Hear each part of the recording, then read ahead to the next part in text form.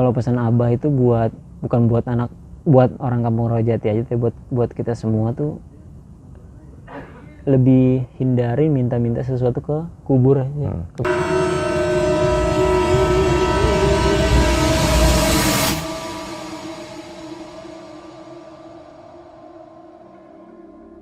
Ya, pemirsa, sesuai dengan permintaan dari Abah, kita memanggil Abah, ya, kita dipersilakan untuk duduk. Jadi kalau di alam beliau, mungkin beliau duduk di depan teras rumahnya. Nah, sedangkan kita duduk di alam kita ya seperti ini, gitu.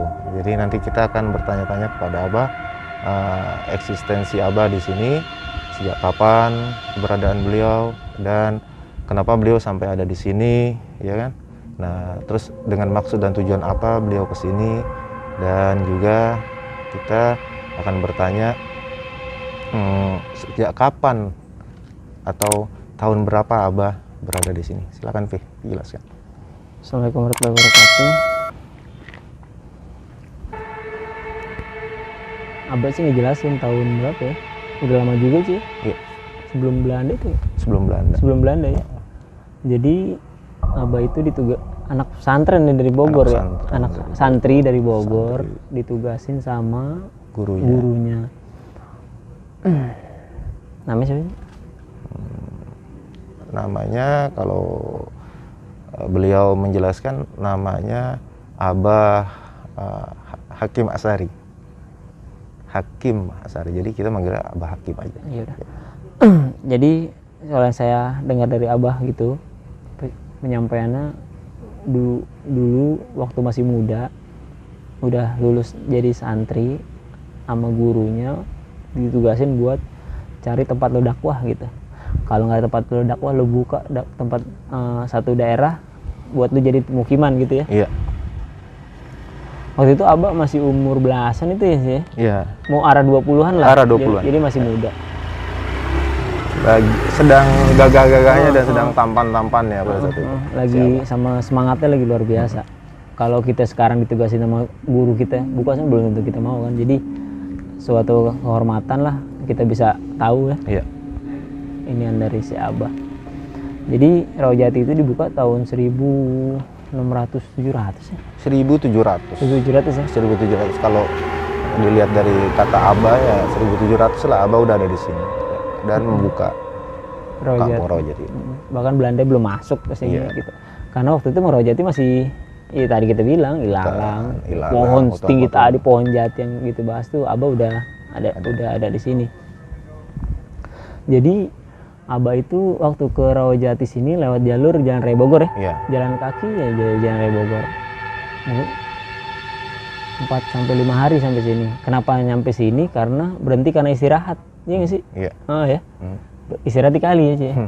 Iya. Pertama kali ya Abah datang ke sini dan tinggal di kalau dibilang di bantaran Kali Ciliwung. Dan Abah itu tepatnya lurus dari lapangan ini lurus ke bawah terus. Nanti akan ketemu Kali Ciliwung. Ya. Ya, jadi hal yang dilakukan pertama bikin tempat tinggal. Iya. Bikin tempat tinggal, Abah itu bikin tempat tinggal. Mulai dah dirapihin tuh tempat-tempatnya. Ilalangnya disabet-sabet, dibabat, dirapihin. Untuk tempat tinggal. Awalnya untuk tempat tinggal. Iya. Lama-lama punya kenalan orang Condet ya. Orang Condet kalau orang Jakarta pasti tahu Rawajati itu Kalibata, Jakarta Selatan tuh dekat sama Condet walaupun di Jakarta Timur. Jadi ngundang teman-teman satu perguruan nggak sih? Satu santri nggak sih dulu? Masih kerabat istilahnya, kenal-kenalan gitu ya. Kenal-kenalan. Jadi ngundang santri sana buat ngaji di sini. Jalan waktu mulailah ada yang mau hidup di sini. Iya. Jadi peradaban di Rawajati itu dimulai dari orang Condet yang tinggal di sini. Tapi bukan yang Arab ya, Ci ya? Bukan. Orang kita ya? Orang asli pribumi. Itu lama-lama makin besar. Tapi nggak sempat bikin perguruan sih. Nggak bikin ponpes gitu enggak? Iya, enggak. Jadi cuma berkumpul, belajar majelis gitu-gitu sampai sekarang Rawajati besar gini. Ya intinya mah bermuzakarah gitu ya. saling ingat mengingatkan dan Di jalan saling kebaikan. iya itu aja Abah.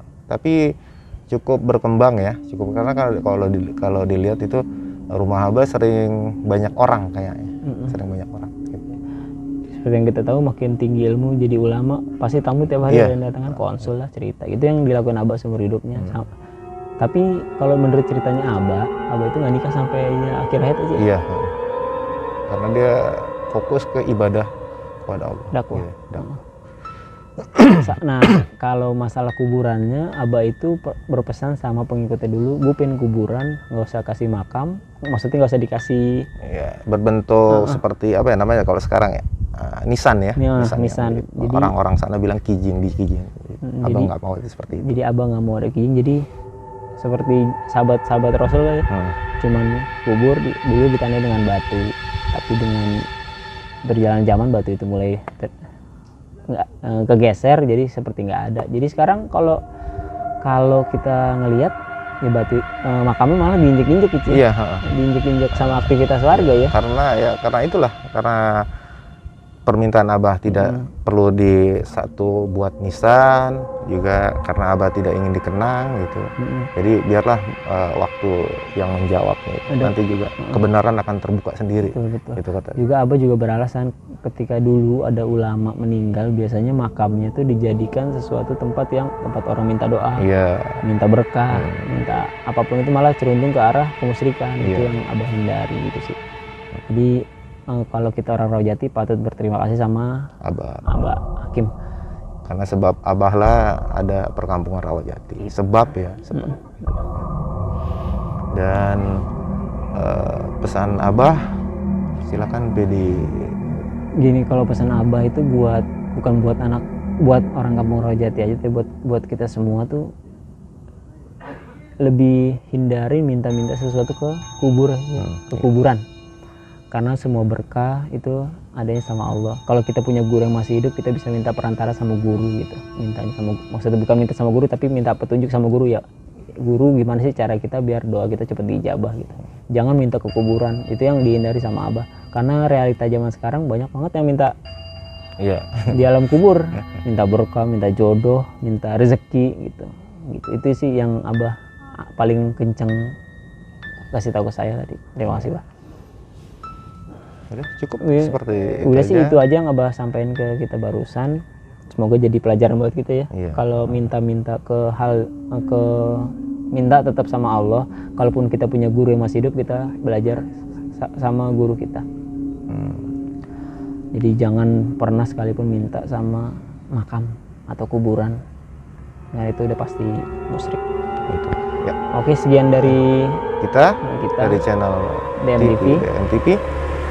Sampai ketemu di episode berikutnya ya. Ya. Kita akan mengulas tabir-tabir selanjutnya. Terima kasih.